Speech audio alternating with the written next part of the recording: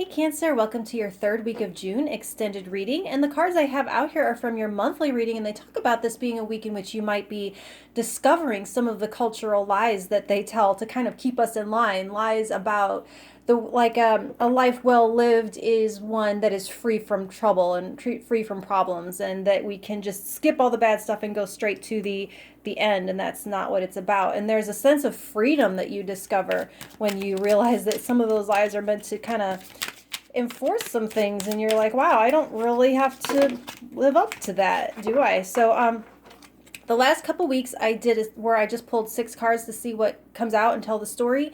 This week I want to try a spread, and if I would love it if you would please tell me in the comments which you like better, which is more useful to you. I want to make sure that I'm serving you. So tell me in the comments if you like the spread, or if you like for me to just pull 6 cards and tell the story that comes out. So the first thing we're going to look at this week is something that Cancer can look forward to in the third week of June. Something Cancer can look forward to.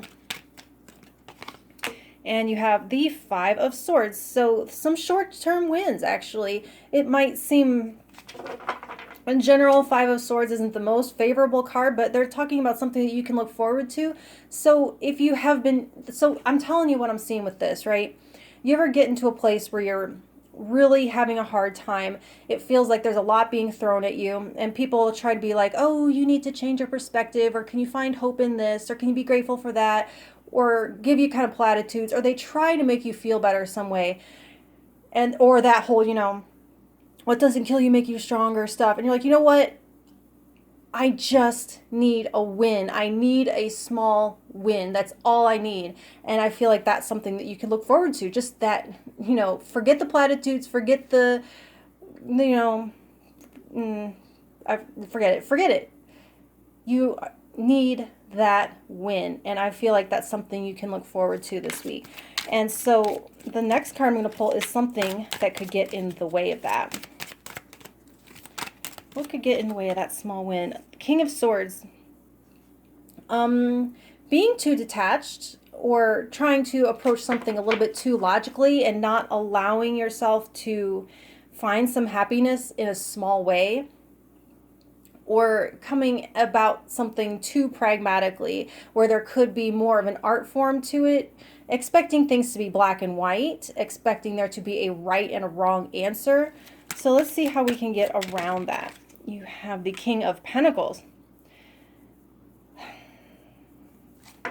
So grounding in the situation, allowing yourself to be comfortable, allowing yourself to feel abundant, allowing yourself to be taken care of and connected and dialed into taking care of others.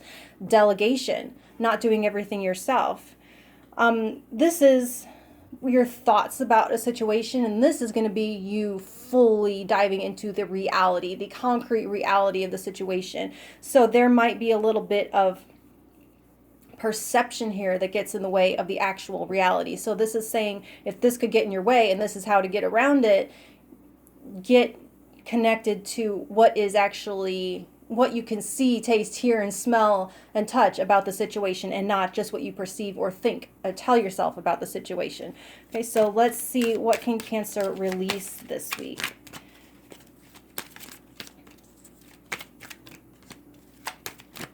Because you do have this Ace of Swords in reverse. There is lies in the Ace of Swords reverse, and I was saying cultural lies, and this might be the way you have internalized. This feels like the internalized voice of culture that has not been telling the truth. That's what I'm getting with that. So what to release? 3 of Swords under the 5 of Swords. My goodness. So release some. You have this 10 of Cups reversed, so this is talking about lies regarding cultural norms around happily ever after and what that means. And so there could be something that you have to let go that is painful to let go. Letting go of past heartbreak, letting go of past pain, and the way that that's dictating your narrative of you as you move forward. So let's see what you can embrace. Let's see if I can stop dropping cards everywhere. All right. I like this 9 of Swords as something you can embrace when we're talking about how we were talking about getting into the reality and out of a mental fixation.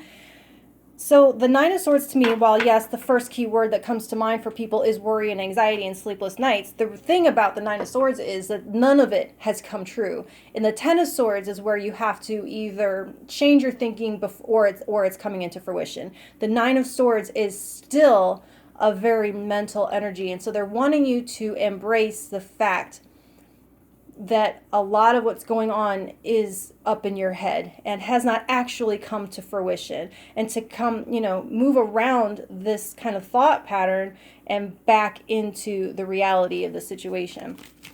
So what do they want you to seek? And look, oh, I forgot, optimism is your theme for the whole month. So it seems like it is well needed here. Seek out the Two of Cups. Seek out connection. Seek out your partner. This right here tells me that you are supported in all of this. And these are things right here that are happening for you internally. This is a concrete world material energy. So I am seeing where you need to reach out to connect with another to help you see the reality of the situation, because you in your own mind might have nothing but harsh things to say about it, or being, like I said, internalizing these cultural voices. And if you bounce this stuff off of someone else, and they might be able to help you see the lie in the situation and see that you do have love, that you are loved, and that you do have something that most people are chasing the money, chasing culture's idea or image of what this perfect life is. And really what it is if you have harmony with another, you have something that a lot of people don't and a lot of people seek. So seek out that connection with the person closest to you, to your teammate, your partner, your spouse, your loved one, okay? So seek out the alignment towards this common goal. Have a conversation where you're bringing your philosophies about what your idea about happily ever after really is versus what you're told it should be, because you're not alone in this. You have support here in the outside world, and you need to seek that out in order to embrace what's actually real and what's not in a situation. Okay, Cancer, so that's what I have for you for now, and I will talk to you next week. Thank you.